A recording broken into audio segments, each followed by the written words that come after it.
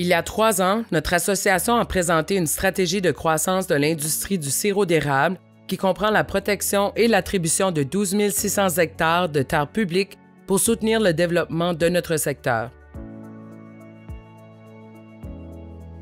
Nous l'avons présenté à la province pour discuter de son inclusion dans le plan de gestion forestière de la province. Nous sommes toujours en attente. Moi, je suis Jocelyne Bourque et ceci, c'est Éric Haché. On est les propriétaires de Château-Scodoc au sud-est du Nouveau-Brunswick. On produit du sirop d'érable. On fait aussi, on a un volet qui est écotouristique ou agrotouristique, l'agrotourisme.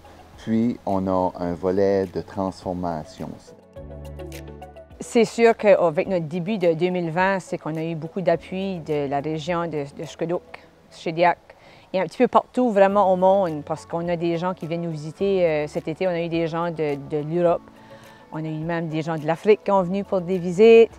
Et puis, lorsqu'ils ont la chance de venir, on les apporte sur notre terrain pour leur faire vivre cette expérience-là de pouvoir voir les Arabes et puis leur parler des produits qu'on peut offrir.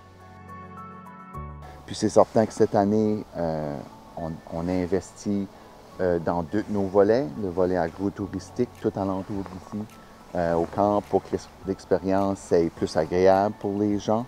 Puis on a aussi un édifice qu'on est en train de bâtir pour accueillir la transformation, l'entreposage, la distribution.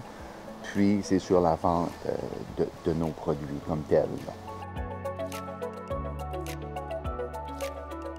Présentement, c'est certain que nous autres, on vient d'investir un gros montant d'argent. Donc, on a un plan d'expansion pour Château-Scodoc. On a besoin de sécuriser notre matière première, qui est le sirop. Puis, le plan d'expansion, il passe par aller chercher des nouvelles érables, des nouvelles terres sur les terres de la couronne. On a des terres qui sont ciblées, qui sont dans la région, qu'on pourra aller chercher, qu'on pourra aller développer. Mais on a besoin que la province réponde à l'association et au moins parte le dialogue avec l'association pour pouvoir aller chercher ces terres-là.